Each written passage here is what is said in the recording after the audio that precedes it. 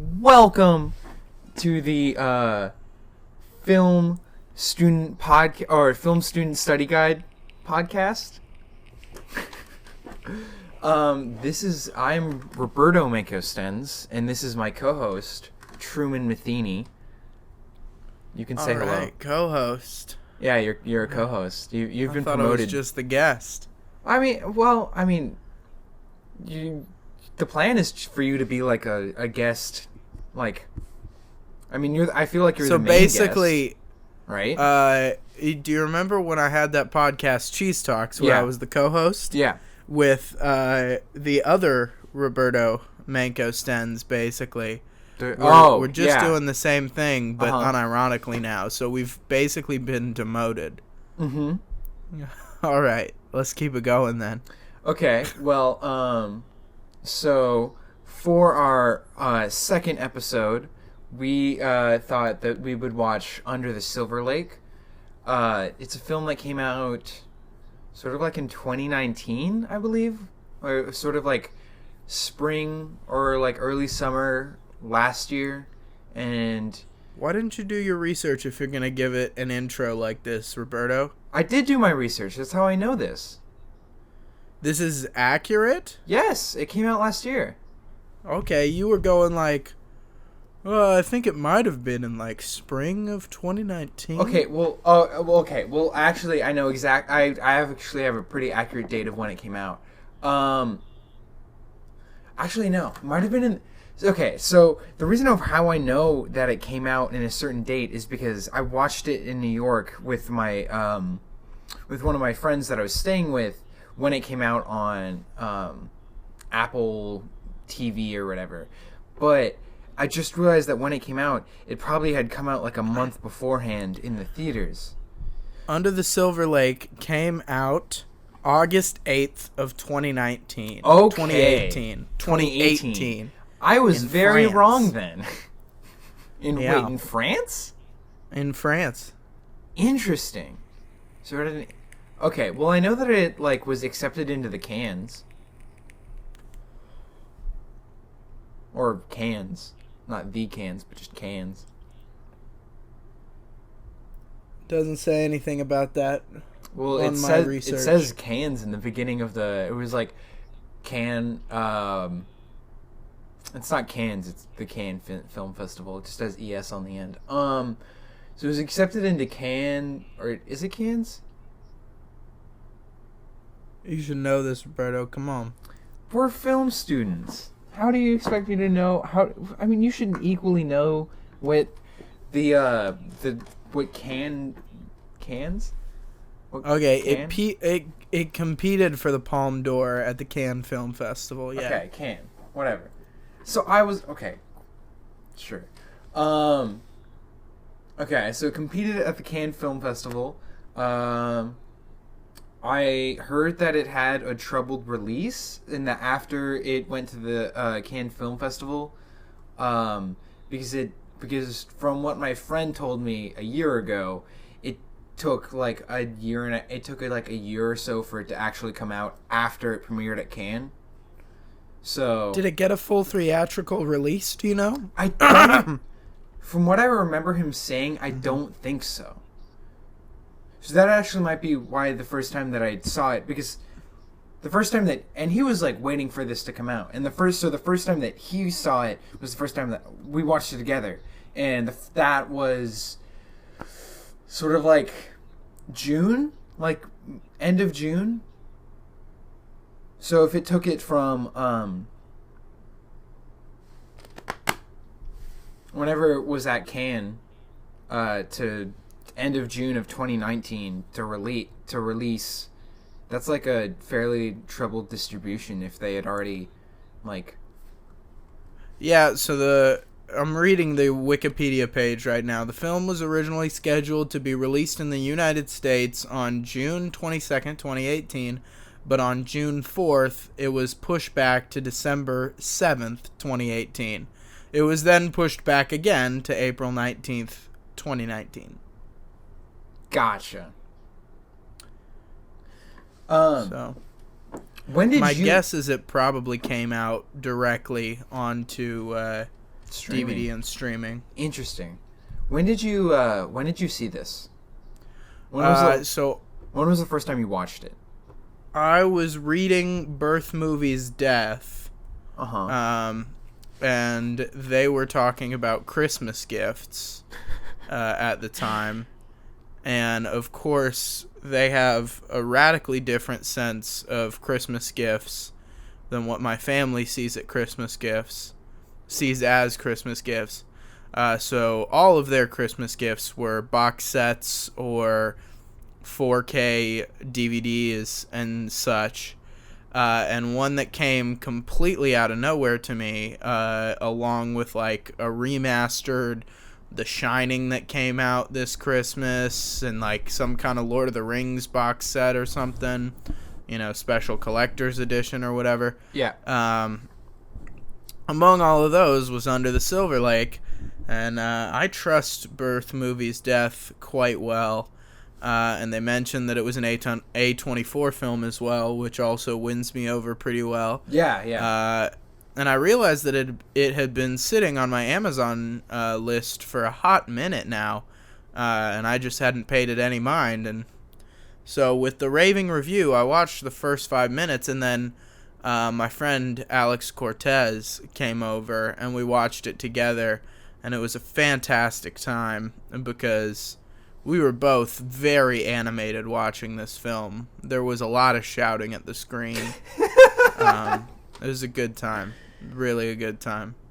I mean, so the first 5 minutes, so I watched it again last night.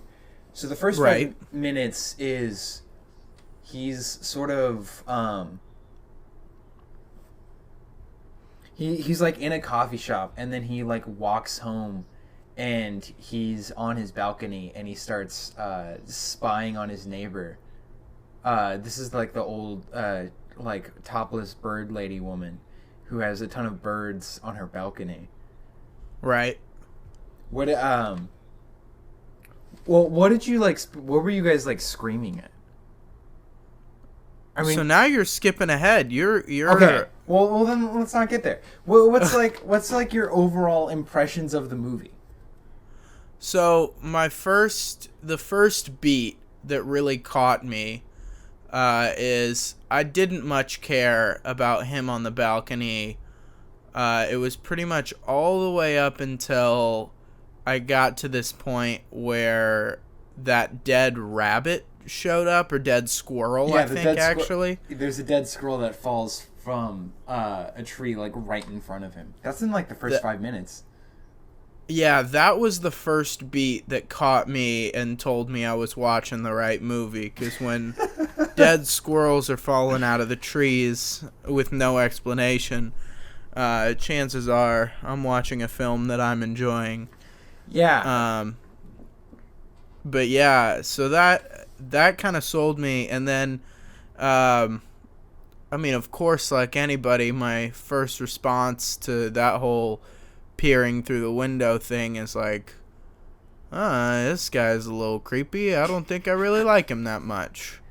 Which, again, when I say I don't really like this main character that much, chances are I'm watching a movie I'm enjoying. So there you go. That's kind of my first impression of the first 5 minutes. Have you seen it? How many times have you watched it? I've only seen it once. Oh, okay. I don't like to prepare and re-prepare for podcasts like this. Okay. You're not worth my time, Roberto. I mean, well, how... So whenever I was talking about what movie that we should watch, you were like, whenever I mentioned Under the Silver Lake, you seemed to like really, really like it. Well, I guess what really, really excites me about this film is I really, really, really like not knowing things. Okay. Which kind of comes with any mystery film, but a good mystery film has enough not knowing things throughout the whole movie that come from different kind of angles. So when you're watching kind of a pretty classic film noir, there's not really going to be that many angles. It's all very like real world stuff. the thing that I originally didn't like about this movie was that I felt like it was like really really messy, and I felt like there was a lot of threads in the movie that just didn't really go anywhere or didn't really line up or didn't like come to an overall ending. And I really didn't like how the movie ended because it just sort of like, okay, there's spoilers now. So in I don't think we need to necessarily jump into the spoilers okay. yet. My thought is that I didn't think it was messy enough. I thought the ending answered too many of my questions. I was kind of on a binge at that point in time with some pretty weird films I was checking out where a lot of it doesn't get answered at the end, and I really like that they leave more up to interpretation, and I like when filmmakers don't really have a need to explain themselves, and instead they're just like, what if I give you this? What if I give you this? You know?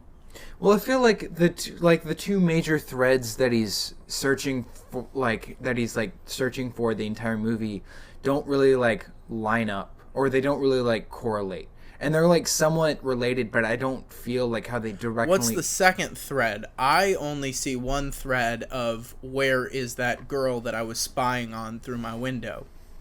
Okay. And that's the only thread I saw through the What whole I'm talking about is Roberto's about to spoil the whole movie and ruin everything for you. How do the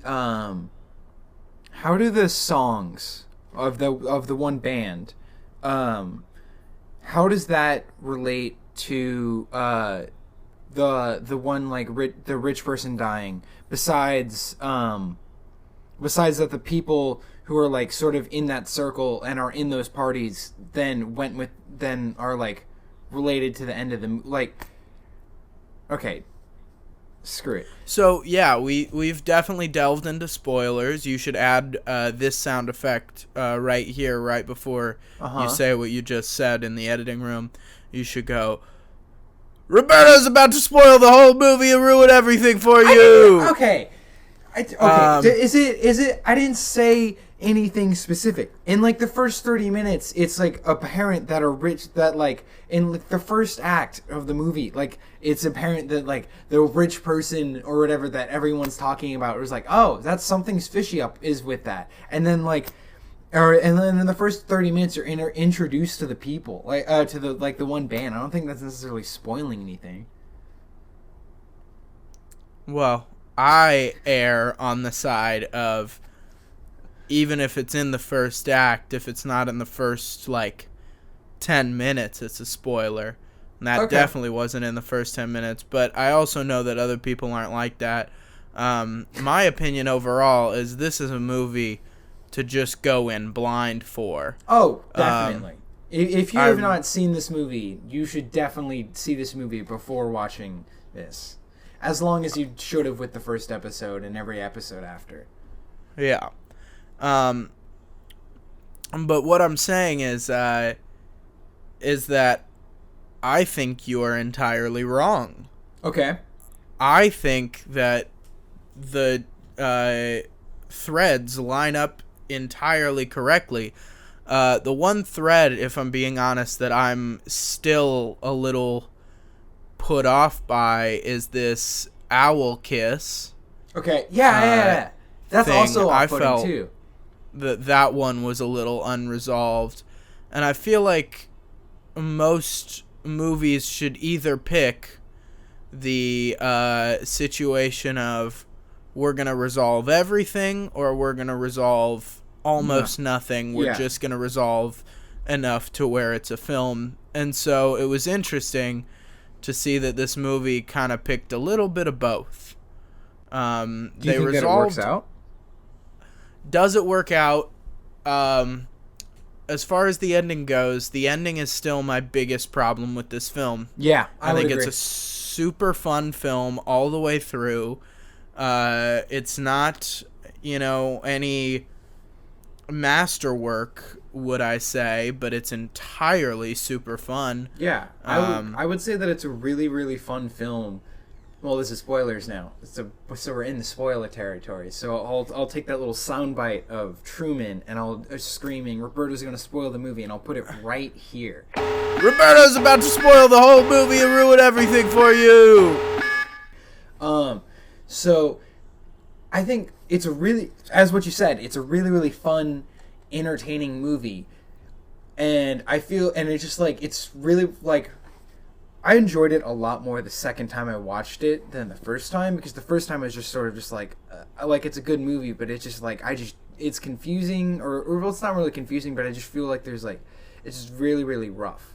But like, the second time that I watched it, it was a lot smoother, and everything just felt a lot better.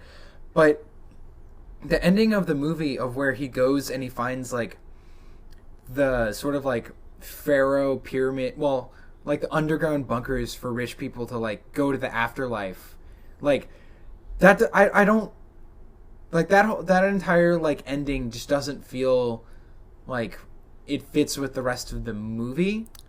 It just feels like there should be more going on when Yeah, we've got or like this much stuff going on and this many ins and outs.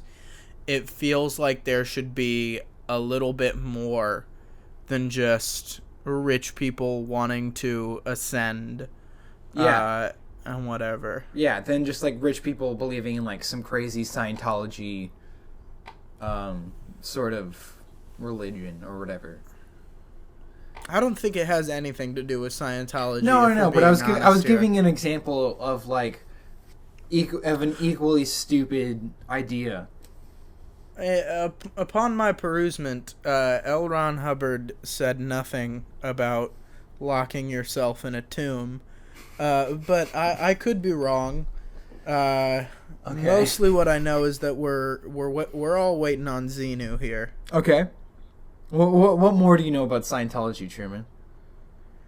That's about it. L. Ron Hubbard was a guy. He liked to write a lot. Okay. And Xenu's coming down in 10 trillion years? 10 maybe? trillion? It's a big number. I know that. I know that it's a big number when Xenu's coming around. Do you think Xenu will come before or after the sun consumes the solar system? So, this is a whole thing. Many people will complain about many religions that they don't factor this in. Many religions don't really, have certain holes in their logic, right? Because of modern advances in science. And, I think every religion falls victim to that every now and then. And we can pick and yell at L. Ron Hubbard for the same problems that but when was Scientology religion created? I don't know.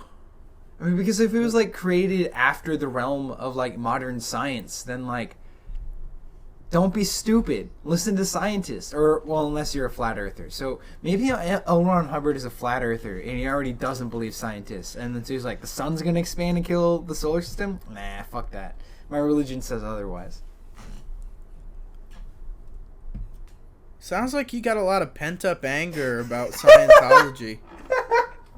My thought is just let people be, man. But they're wrong. Okay, whatever. This doesn't matter.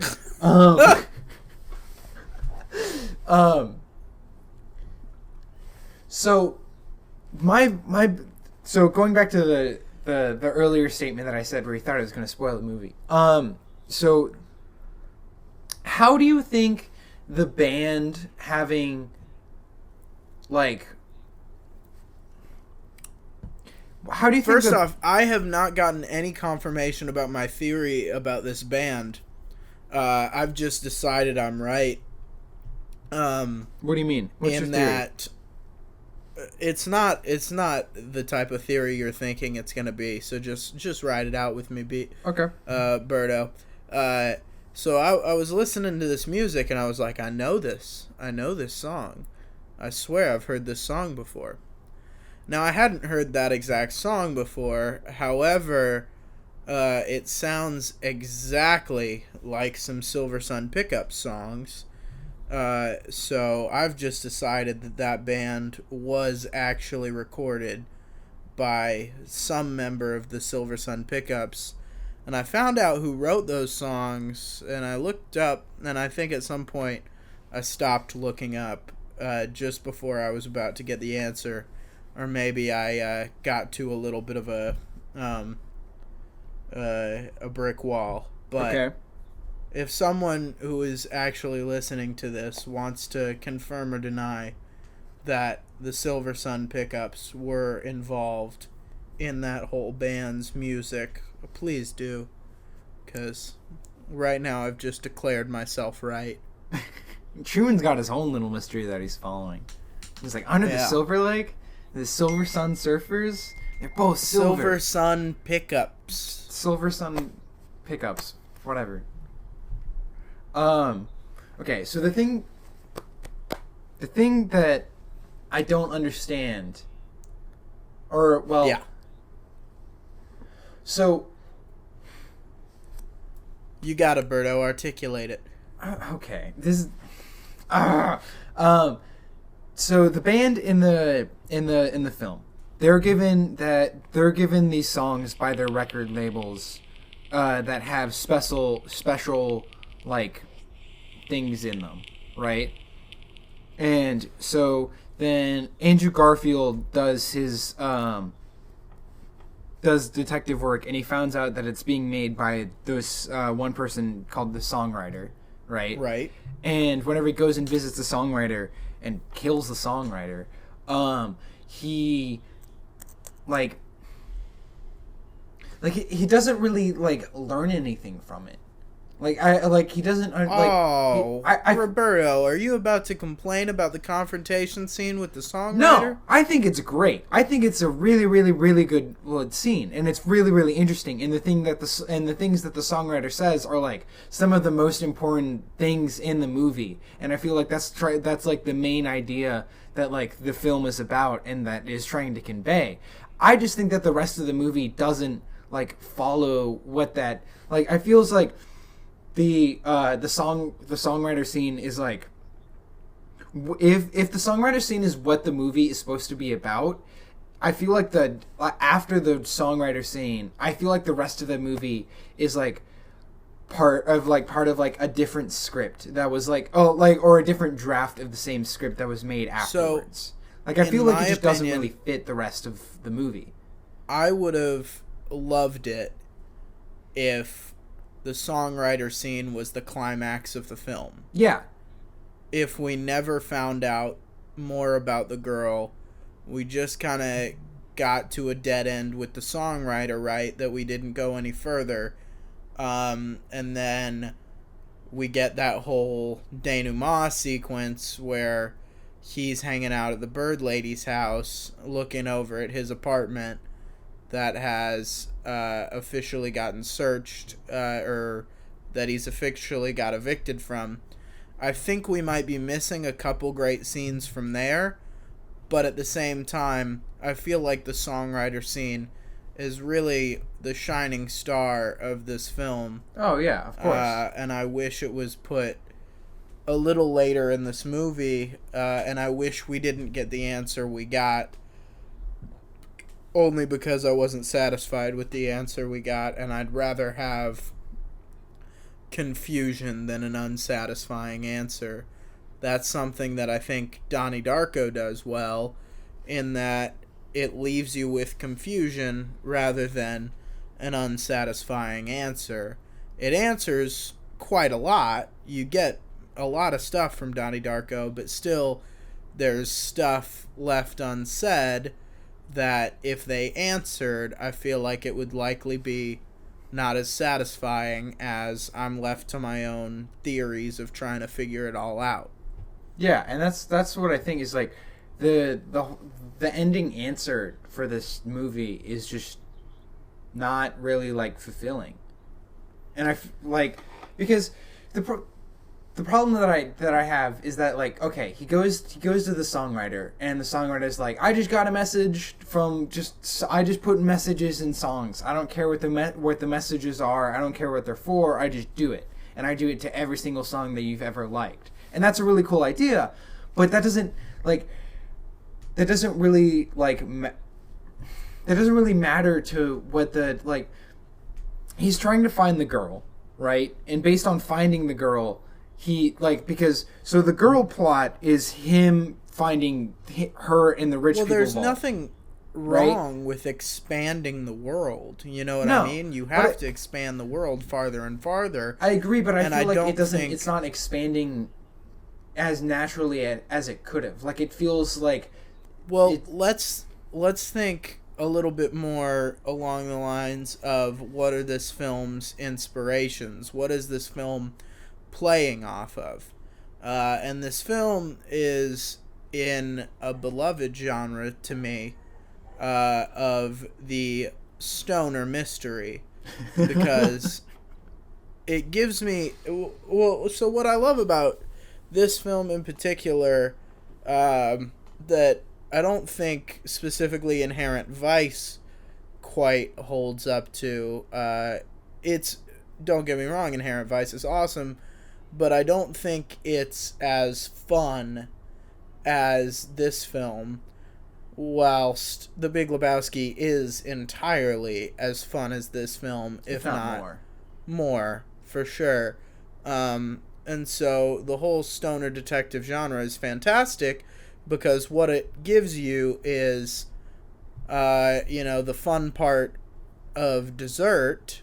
It gives me the happiness and joy that would come from watching a Will Ferrell movie, or the movie I watched last night, Tremors, that are just these really fun movies, but also don't have quite as much stuff to be, dissected and, really talked about as much. And so it still gives you all that fun, and then also gives you that sort of pretentious pat on the back of, oh, we're watching a good film today, which I know I'm making fun of, but I'm making fun of myself in that I like that feeling of, oh, we're watching a good film today. I really like that feeling, as much as I also like... Oh, yeah. Oh, we're watching Tremors today, baby! Yeah, or it's just Woo! like, we're watching Fast and the Furious versus, like, Citizen Kane. Yeah. Like, they're both equal levels of, like, fun movie. Of, like, oh, this is, like, a really good movie and we should pay attention. Versus, like... Corona, family, cars on two wheels. So, my favorite films are able to toggle that land in between the two. Yeah. Because I feel like, there's a lot of super awesome movies that still feel like you're eating your vegetables, Yeah. And I love it when it doesn't feel like I'm eating my vegetables, but I am eating my vegetables as well. Yeah. I feel like this movie does this. Because, like, there's a lot of, like, funny things of, like, how, like, Andrew Garfield acts. Or that he just, like, Andrew Garfield just looks he just looks like a high goof, like, the entire time. Like, he's just, like, the way that he acts, he's just, like, he just looks stoned out of his mind the entire movie. Or, like, the way that he, Roberto, like, I don't think around. You know what stoned people looks like. Andrew Garfield looks like an alien the entire film. A little skateboarding alien. And that's my favorite part of the film. I think that's entirely... Well... I mean, of course, the songwriter scene that we've already talked a little bit about, but I think one of this film's main excellencies is Andrew Garfield's performance. Oh, of course. That even if this film had no plot, I would love watching Andrew Garfield's incredible movements. I think it was... First off, just the way he walks in this film is fantastic. It's so good. That was actually one of the things that I was gonna write that I had written down. It's just like the way that he walks and like moves around, and he's just sort of like hunched over. It's entirely hard to describe, I would say. It's so good what he does, and it left my friend and I, Alex Cortez, at a loss for words to where we had to. You know that moment in a movie, specifically like a Talladega Nights type film, where you thought the joke was just so funny that you want to repeat it to make sure everybody all recognizes that this joke was awesome? I feel like that's a very Truman thing to do. So that moment happened a lot in this film, but it was all movements. Yeah. And it left Alex Cortez and I trying to act out his movements and replicate them multiple times. Specifically, my favorite movement comes pretty early when he meets the girl he was spying on. He comes into her house, and he's kind of awkwardly trying to figure out where he's supposed to sit, as he's also cross-leggedly sitting down, and it's really, really incredible. And she laughs at him too. It's really funny. Like he's like already in like a squat position, and he's like already hovering over a chair, and he's just like looking around for a chair, and he's like, oh, I'm on a chair already. And then he sits down with like, and he crosses his legs, and he's like sort of like hunched over, and he has like a beer in his hand too. It's so funny. I mean, really, it's very incredible, and after seeing Spider-Man, the Amazing Spider-Man, sorry, I need to preface that it's the non-Spider-Man Spider-Mans. It's the worst one. Yeah. Oh, come on. But yeah. They're bad. They're not great. I think they get a lot of trash, more than they deserve. Well, they're compared to two really good Spider-Mans. And that's the reason. I think that if Tobey Maguire didn't exist and Tom Holland didn't exist, it would not be a terrible... Well, yeah, because he's the only Spider-Man. He's like, right. Spider-Man's on screen, versus you have, like, goofy nerd Spider-Man, and then, like... Well, you have, like, goofy nerd Spider-Man, and then, like, goofy human Peter Parker. And also... Yeah? The other thing that I believe it was talked about in the Birth Movies Death article that I was reading, that I did appreciate this one point, is that not a lot of people give Andrew Garfield enough credit for making Skater Boy Spider-Man a thing that exists now. Well, I don't... Skater Boy Spider-Man is, like, a funny idea, but I don't feel like it fits the, like, whole role of what Spider-Man is. Or, so, like, in all fairness, or what I Peter don't Parker think... is supposed to be. I don't think The Amazing Spider-Man really should have had a sequel. I think definitely not.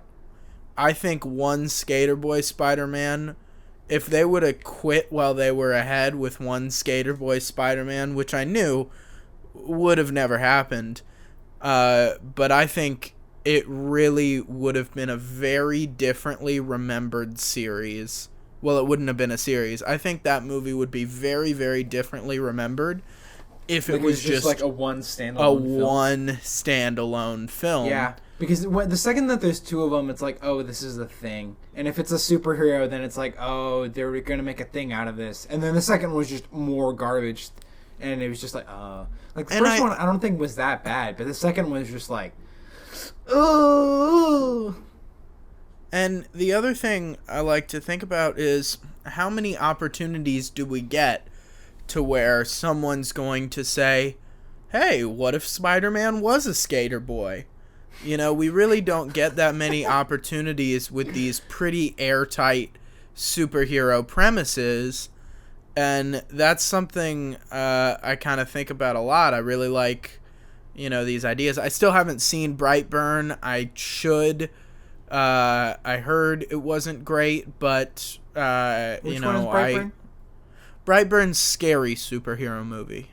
Oh, okay. So I've I feel wanted like to I've see heard of that this. one because I like that concept. I just really like that.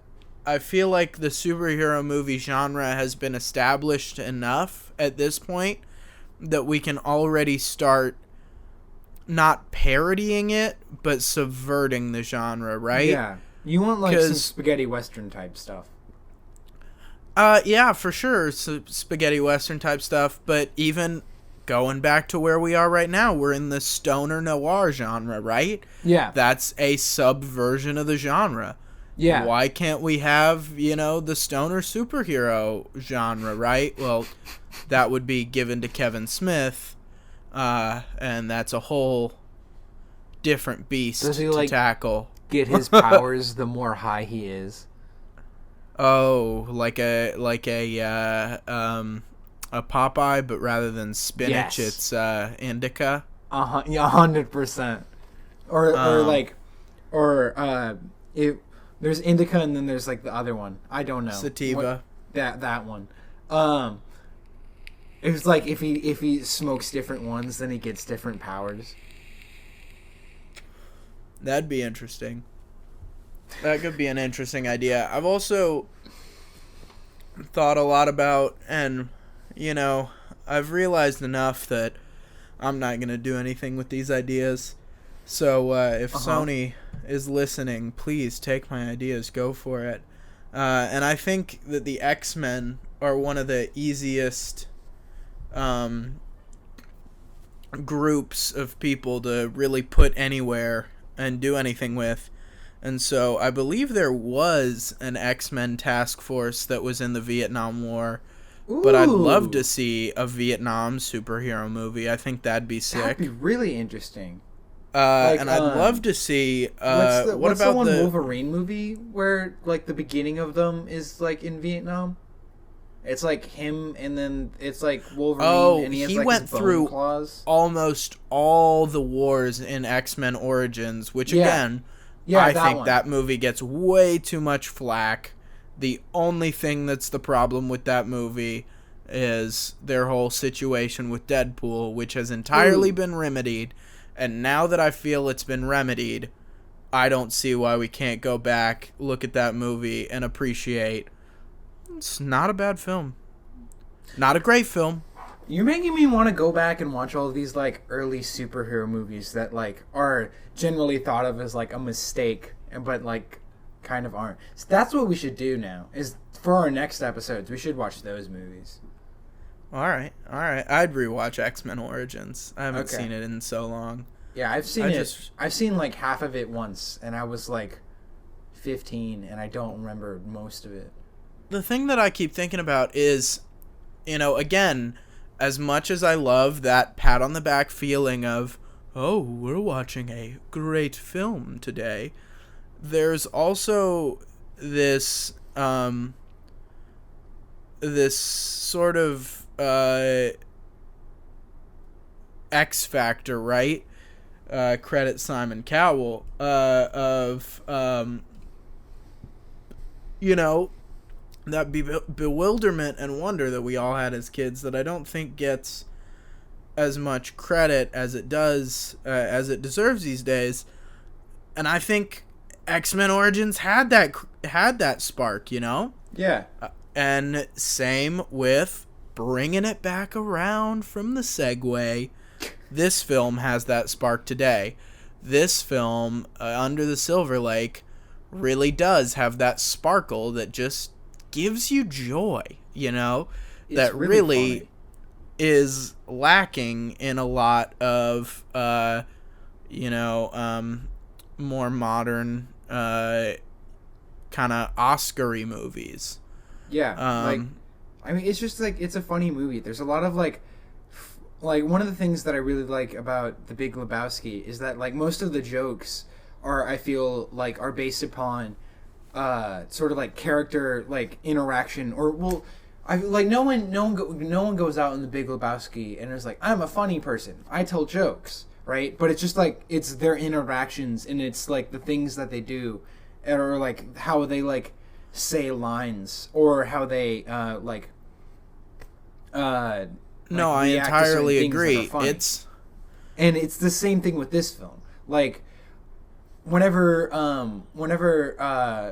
the dude is on the ground and he looks up at Maud and he's like, that's my robe, right? That's really, really funny. And this movie, I feel like, has so many of those with just like how Andrew Garfield acts and like the things that he runs into. Like,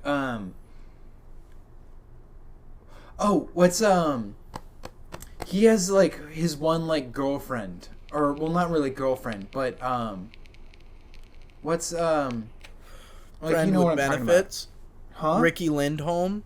No. Like the blonde girl who sort of looks like Ricky Lindholm. Oh, is that her name? Yes. She's one of the two members of Garfunkel and Oates. Oh, that's her. That's why I recognize her. Okay. Yeah. Oh wow, she got naked in that film. That definitely took me off guard. I was surprised she got naked in that film. Yeah, Andrew Garfield's naked in this film. I don't believe we see full peen though. No, we don't. But you see his ass so many times. Like this is true. The thing that I think is funny about this film is Andrew Garfield gets it like so many times in this film. Like over the course of like 3 days, he's like, I've been with this woman, I hung out with this one, I went and skinny dipped in a lake with the other one, and like he gets it. And then he gets with the old woman too. It is very funny. That It's is ridiculous that we have this character who really doesn't seem to be He's a deadbeat. any of these women's best choice. No. You know, Ricky has no Lindholm. money. He gets evicted and his car gets repossessed. Ricky he has no Lindholm, money and he's a deadbeat. I'm He just does letting nothing. you know that I think you can do better, Ricky. You know, I believe in you. I think it's funny that every time that we see her, she's in like a different costume, but they're all. I do sort of really like all of her costumes. Yeah, they're all sort of like the classic sort of. I would say like classic sort of like prostitute-y costumes. Like in Ferris Bueller's Day Off, there's like the one prostitute who comes to his door and she's wearing like a doctor outfit, and it's like the same one that she's wearing in whenever they're hanging out in the bathroom. I don't know that lederhosen makes me think prostitute, dude. Oh, well, it's like a weird outfit that no one else would wear, and it will like. No one else wears just like a doctor uniform, especially like a 50s doctor uniform, like out and around somewhere. Like it's like that type of thing. Well, she's an actress, dude. Okay, yeah, but what type of actress wears around like 50s nurse costumes? I feel like it's a lot of actresses, dude. In the line of work that this character seemed to be in, it seemed like she was just a commercial actress, right? I feel like commercials definitely rely on sex appeal. I feel like those outfits were pretty solidly accurate to a bunch of random commercials.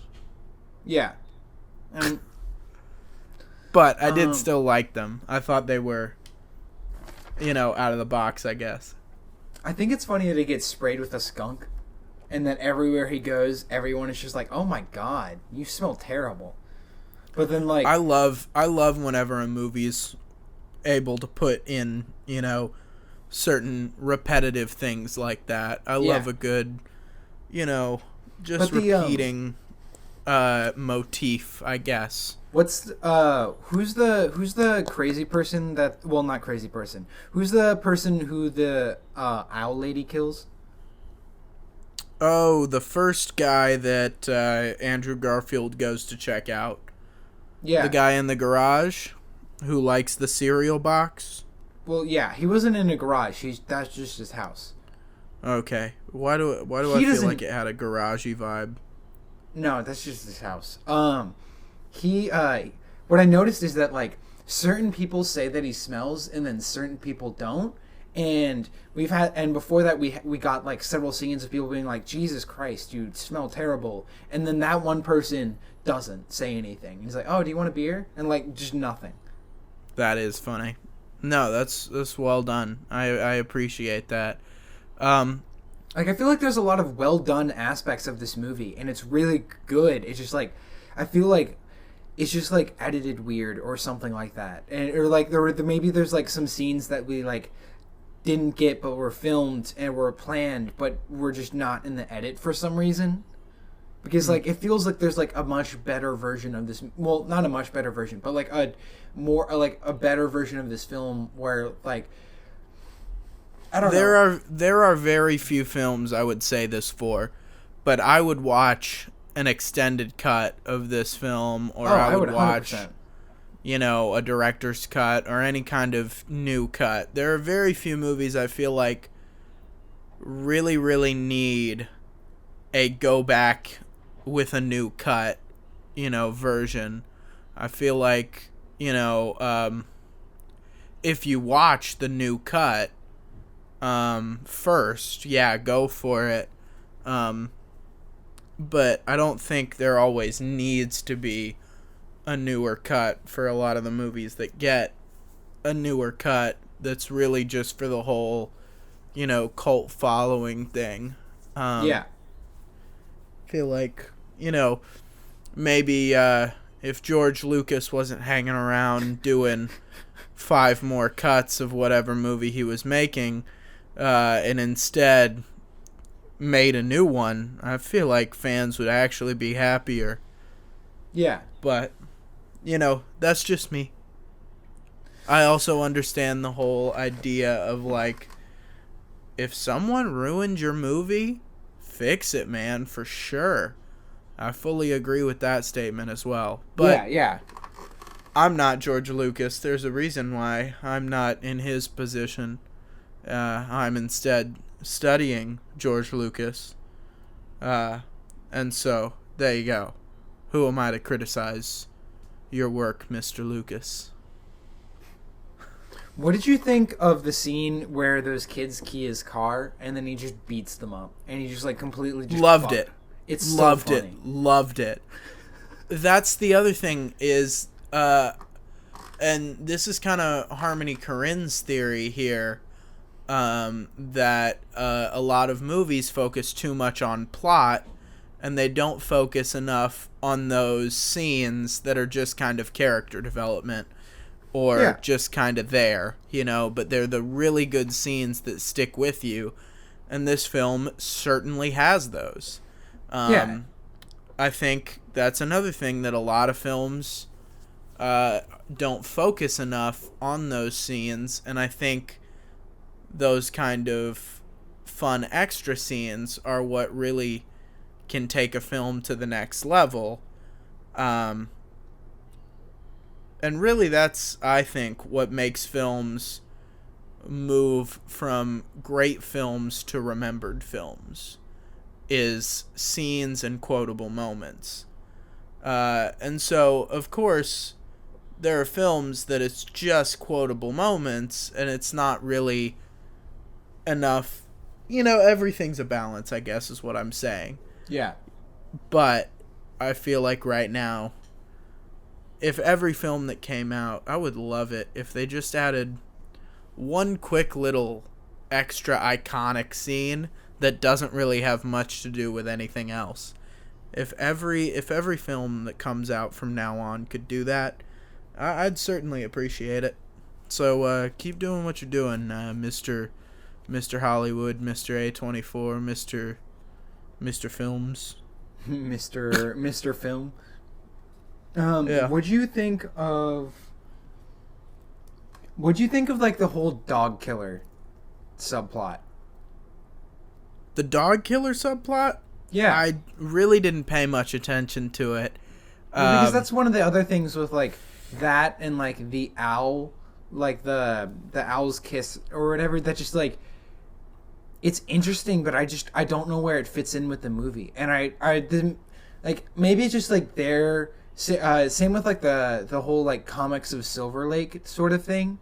I mean, maybe that just like fits in with like there's like sort of like a ton of things that we don't really know about the world, because that's like there's this one scene where Andrew Garfield's in like a toilet or in a bathtub wherever he gets sprayed after he gets sprayed by a skunk, and he's with Garfunkel and Oates lady, um, and he's like talking about like how he thinks that there's like messages in media that are only meant for like specific people or something like that. And I feel like that's like one of the bigger, like that's where, like if you could have a thesis for a film, that would be it. I feel, and like I feel like just those two things might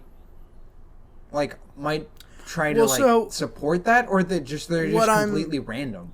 What I'm thinking about is that he's buying a zine, right? Yeah. You know, and so first off, the Under the Silver Lake zine ties into the story. It gives us kind of this whole almost Run Lola Run kind of idea of what else, you know, gives a little bit of expansion that we didn't necessarily need, but we enjoy because we like having a more complete view of the world we're operating in, right? Mm-hmm. But that whole zine does function as a plot device to get him to the writer of the zine, who helps him figure some stuff out, right? Yeah. Now, the other thing to think about is that since you're bringing it up, I didn't have this genius idea before we were talking, so I don't deserve the credit that much for it. But when we're talking about an independently published zine, you know, a zine really is one of the quintessential ideas of what independent thinking looks like. You know, zines were super big in the punk scene and still are in some ways. And my apologies to Grady, because I still have not purchased his zine, and I promise when the paycheck comes in, I'll buy your zine, Grady. So Grady, if you're listening, that's to you. But anyway, my thought is that since zines are so representative of that independent thought and publishing your own ideas, and that people can go to alternative media sources to get their entertainment and their news, I feel like the idea of going to a zine pretty much exactly opposes what the whole movie's talking about, of the more mass-produced entertainment and how it's really more for a specific audience, you know? Yeah. It's, you know, more benefiting the rich in this film, which I don't know if they're really trying to make that point for the world itself. I can see some of their ideas. I feel like Andrew Garfield or either the one person who thought house was a garage. I feel like they like say like secret messages like only for the rich or only for like the rich and powerful, which I think is interesting because then later in the film, Andrew Garfield talks about like how much he hates homeless people, and he's just like I just wish like they would just like get rid of them or like put them somewhere. I totally loved that the homeless people were a big part of this film. Yeah. And I don't know. And it's also really interesting that he says that because he's on like the verge of being homeless. Yeah. It is funny. And ironic, that line. But what I'm really asking here is, do the filmmakers think that the mass entertainment industry is really for the rich? Because there are a couple instances where I would agree, but mostly I'm at a disagreement with that thesis if that's the actual point they're trying to make. And so my question to you is, do you think this idea that the media is made for the rich is actually they're trying to apply it to the real world, or if that's just the world of the film we're viewing? Does that make sense? Are you asking whether like it's him trying to say that about the media in the real world, or the media in the or he's just saying that specifically? I'm asking, did the filmmakers make this point of the media is for the rich as, is this film really an allegory or a satire where the point they are trying to make to us, the audience, about us, the audience's world, is that the media is for the rich, or are they just entertaining us with this world where the media is for the rich? What is your thought there? I don't know. I didn't really think about that. Because it could entirely just be for the sake of the movie. But why would the maker of the film create that world without somehow thinking about how that could be applied to our own? I don't think it's the duty of every filmmaker to make sure that whatever is the main point of their film is also a message. In fact, I very much rebel against the idea. He's influenced by whatever's happening in the real world. He lives in this world, and so whatever he's creating or is based upon his experiences and what he thinks about this world. Yeah, but you can still make a film like Tremors, which I don't really feel like it has a big impact on the world as a whole. You know what I mean? I don't feel like it has this thesis statement that's supposed to apply to the real world. And there are tons of great movies, I would say, that also have that thing. But then he also might be doing something and I think there's all kinds of ways we can put a message in our film. We can put it really directly and shove it down people's throats, like either Black Panther or Aquaman, and not really do a great job of, here's our message, interpret it how you will. There's really only one message. Yeah. However, I liked Black Panther's overall message. I thought they went a different route than I expected them to go. Yeah, so I do appreciate that they didn't just take a pretty easy cop-out message and instead they went for a mildly different message than they went for. Whereas Aquaman, I was really, really annoyed that they put an environmentalism message in the film when I'm trying to watch Jason Momoa just completely beat the... What? Sorry? It's like Jason Momoa. Momoa, my bad. I just wanted to watch Jason Momoa beat the goofy out of some people. Yeah. Or see that chick with really, really, really red hair. That can, in no way, that's her real hair. It's just CG'd red. Yeah. So, and then we can think about something like Alien,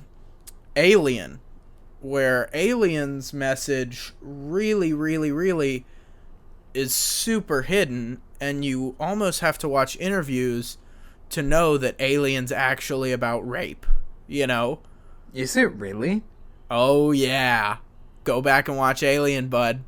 Go back and watch Alien.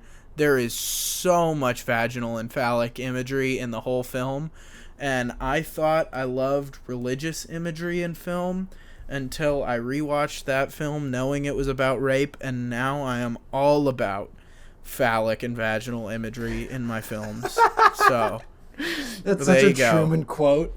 That's the essence of Truman.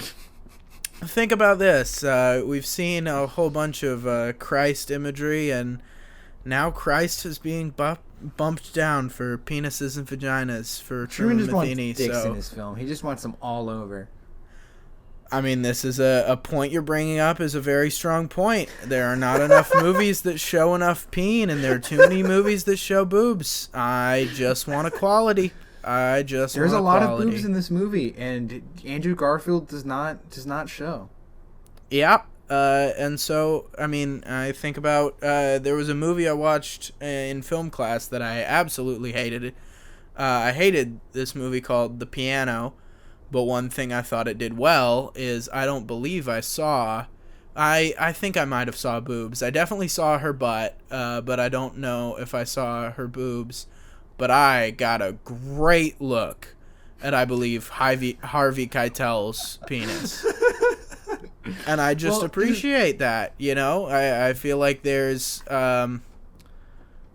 there's this kind of situation where if it serves the movie, you should put in what you're going to put in. You know what I mean? And I feel like there is too much currently of, adding that extra sexual flair for, sexualizing the female body, right? Yeah. In movies that isn't always necessary. Now, I'm not going to deny that I love it in an 80s action movie or an 80s comedy when all of a sudden, for no reason, there are gratuitous boobs. I love it. It's ridiculous. It's funny. And it's a trope of the genre. So I love it. You know what I mean? Yeah.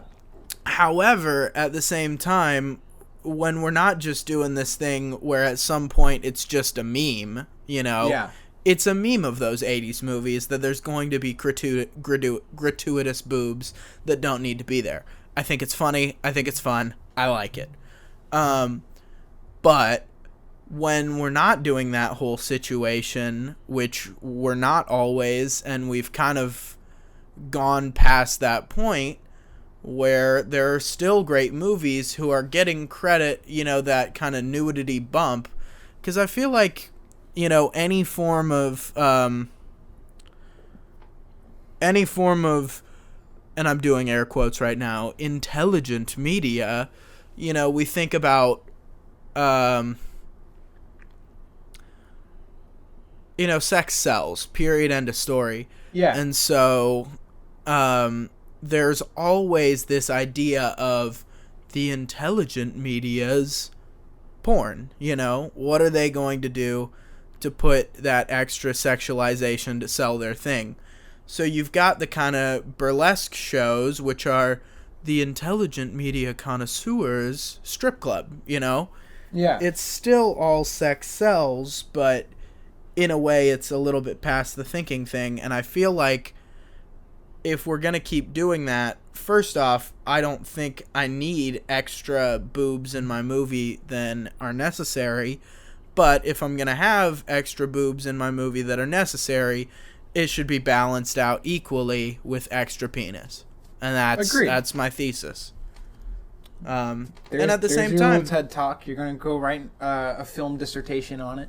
I would love to have a TED Talk that is just about show me naked body movies. parts in film. I would absolutely love it. Just go up on the TEDx stage and just be like, show me dick. Now, at the same time, I feel like there are also some movies that, there's always an exception to every rule. There are certain movies where, you know what? Even Under the Silver Lake, I understand why they didn't show his penis, What? Well, because that's not really what the sex scenes were about. That's not what they were trying to show. They're kind of trying to show that they're, for his gratification, right? That's his character, and he should not have that great of a situation set up for him, but he does, you know what I mean? Yeah. So you know what I just almost is... Yep. Sure, you go first. Remember he calls that one prostitute to like get information from her, and then he does has sex with her too. That's another person that he like. Oh my god. He gets it so much in this movie. Anyway, continue. So yeah, that's what I'm saying is like, it is all very serving of him. So I understand why he's not making the sacrifice of showing his penis on camera, I understand that sacrifice. I get it. However, there are some other movies where there isn't that, filmmaking justification, where they still, if they're going to shoot a sex scene, they're only going to show boobs and maybe the guy's butt, Yeah. So, there you go. I think I've made my point. Yep. And gone way too far with it. Let's move on with Under the Silver Lake. Let me look at my paper. How much more do we have? Because it's looking like we've hit.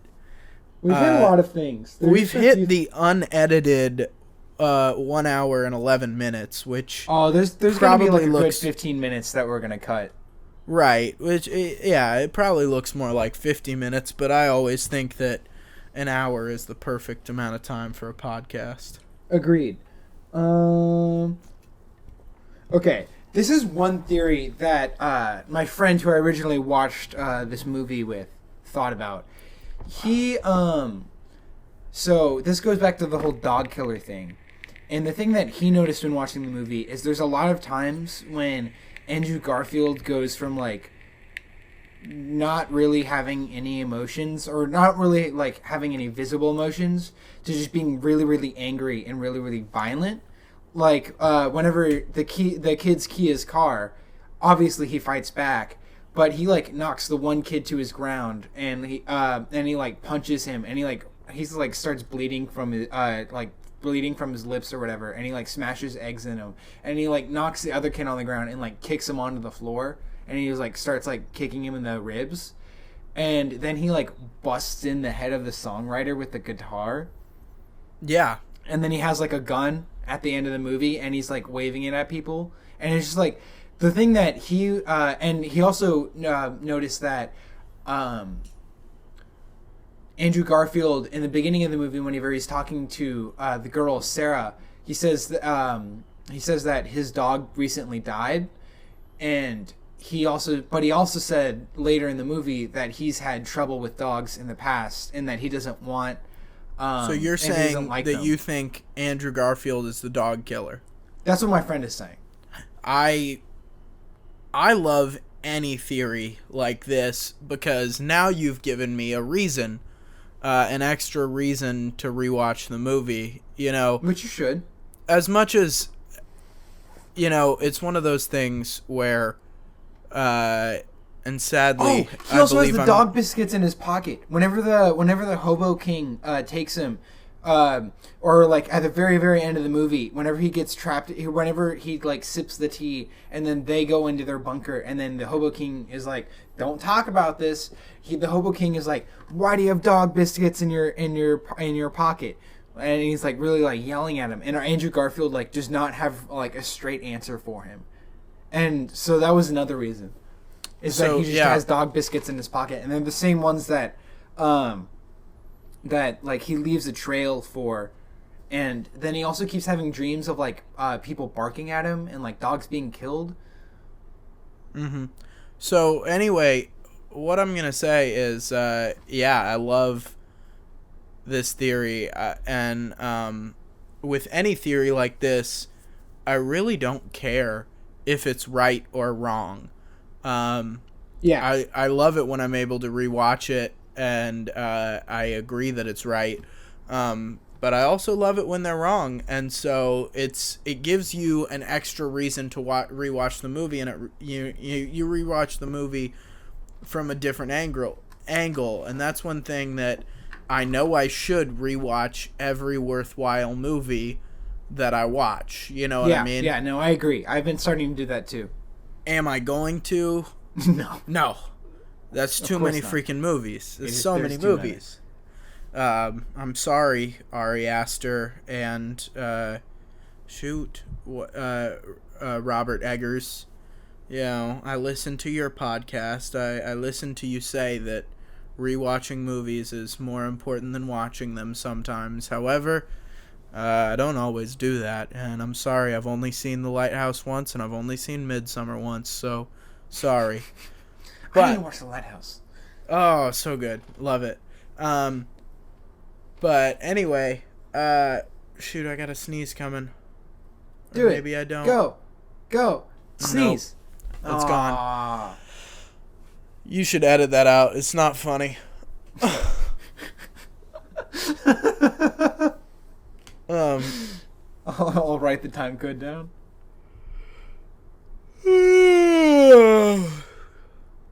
Anyway, So I'm sorry that I haven't rewatched your movies, but when I get a theory like this, I love it because it gives me a new angle to rewatch the movie from and something new to focus on. While I'm focusing on that, I'll pick up some of the things that I missed in the last viewing of the movie.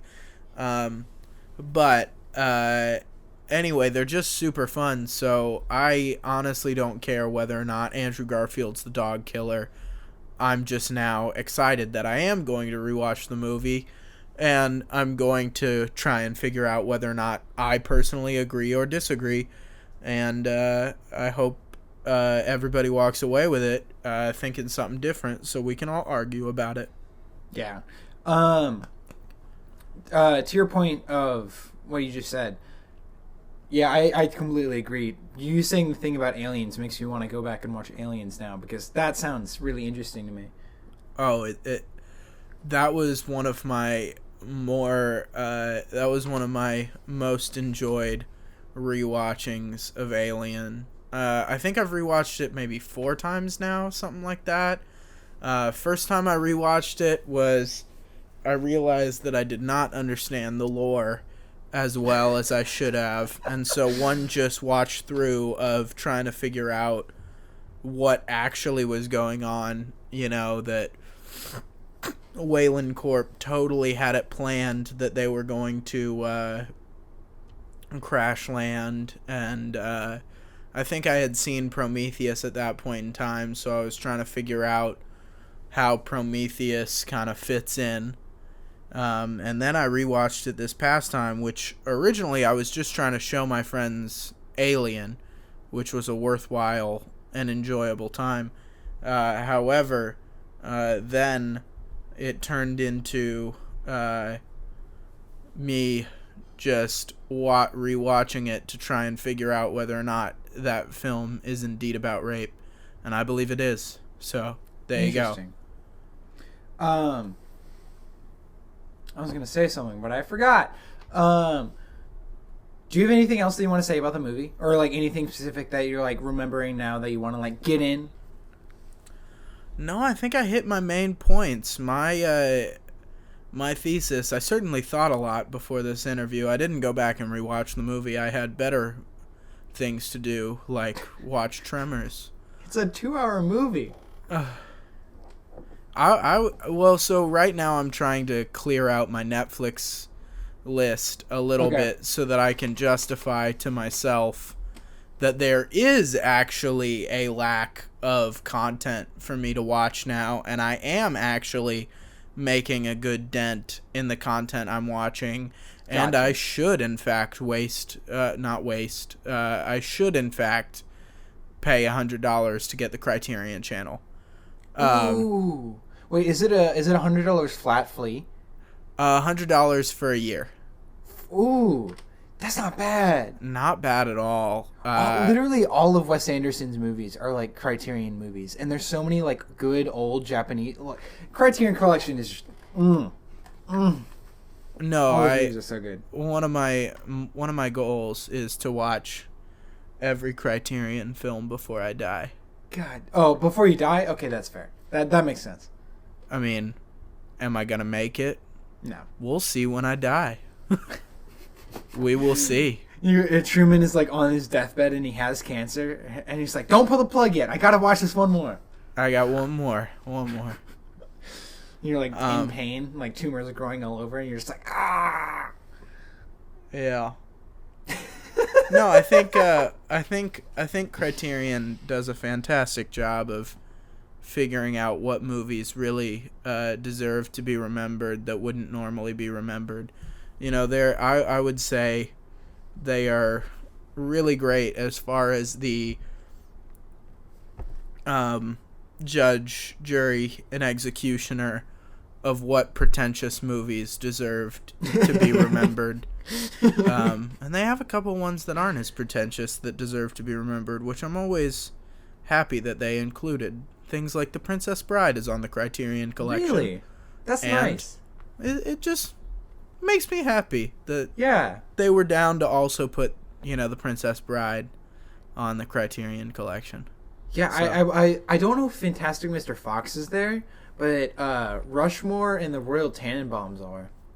And I think The Aquatic Life of Steve Zissou is also there. I'm just knowing this because I've gone back and watched like all the Wes Anderson films in the last like week or so. Have you watched the Darjeeling Express yet?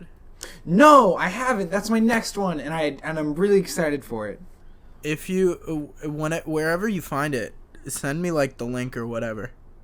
I mean, I could just send you the file. Yeah, I'll take that too. Okay, cool. Yeah, because I this was like one of his movies that I like had never heard about. Yeah. Like I had heard about all the other ones except for this. I think I heard it was like really racist or something, but I'm not certain. Oh. Interesting. I don't know. Please, dear Mr. Wes Anderson, I enjoy your films. I'm not calling you a racist. These are just the word on the streets. So okay. I hope that you're wrong. I hope that they are all wrong. Well, now that you said it, I'm gonna go through. Every time there's something vaguely racist, I'm gonna write it down, and I'm gonna tell you the next time that we. Well, I'm also gonna watch the Darjeeling Express because that's, I believe, the last Wes Anderson film I haven't seen. Have you seen any of his shorts? No, I don't count shorts when I try to complete a director. Agreed. Yeah. But I have a whole bunch of directors that I'm just a couple movies off from completing. I think I've only completed Quentin Tarantino's entire works and what's his name? How am I forgetting like my favorite director's name? David Fincher. I have seen all of David Fincher's works as well. Wes Anderson would be the first one that I'm going to be... And the only movie of his that I haven't seen is the Darjeeling Express. So, like, as soon as I watched that, then I would have seen all of his movies. So. Yeah, I thought I had completed Wes Anderson when I watched The Life Aquatic, but then someone kept mentioning the Darjeeling Express, and I was like, oh my God. Yeah, I'll send it to you. Yeah, please do. There's 3 more things that I wanted to mention. Yeah. I think it's funny that after he goes and he kills the songwriter, he goes to the one party with the daughter of the rich person who dies, and at the party is for this one 12-year-old girl who had like it isn't like specifically said, but she from what it sounds like is like it sounds like this like crowd background words, but it sounds like she like had just completed like an EGOT, which is like an Emmy, a Grammy, an Oscar, and a Tony or whatever. And she's like 12 years old. So I thought it was really interesting that after he went and he killed the songwriter, then he went to the party with her. Well, her party. Mm-hmm. She's a composer. That's the part that I probably didn't mention. It's like she's a composer for music, and so he went to her party after he killed the songwriter. Anyway, the other thing that I found really interesting was that a lot of the movie, like everyone asks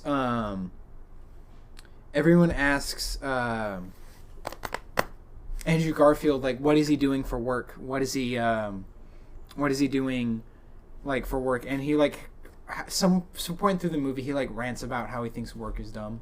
I thought that that was interesting because he, like, throughout the movie, he's just sort of like a weird slacker character. Right. The other thing that I found interesting was at that party, he's wearing a white shirt and pajamas, and some lady's like, "Oh, I like your shirt." And it's just like a white shirt and has like a stain on it. Yeah. I did notice that one, and I was like, I think I took it as like, man, people really are out here liking plain white shirts, and that's why I will never succeed in the fashion industry. He's like, "Oh, you're really making a statement." He's like, I just grabbed the first thing that I could. The other thing that I found interesting, and this goes back to the dog killer theory, is at that party, he meets some girl that like already knows him, and my friend who I watched the movie with last year thought that like that was like would be like his old girlfriend, and then now that she broke up with him or something, he's become a deadbeat. He's like quit his job, and he's just like fallen off the deep end. And then like because of that, he's now also the dog killer. The other thing that I also found really funny is that he falls asleep in a graveyard after being drugged, and his mom calls him at all the worst times. It's really funny. I do love that his mom calls him at the worst times. I feel like that's always, everybody's and also thing. his ringtone. His ringtone is really funny. What was his ringtone again? It's just a really shitty, like, 90s, like, song type of thing. It's funny. Yeah, but we've basically gone through most of this stuff one way or another that I have written down. And I've written down, like, a full page of, like, little bullet points. Well, I'm glad we accomplished all your goals, Roberto. Wow. Not all of them. So do you want to end it now?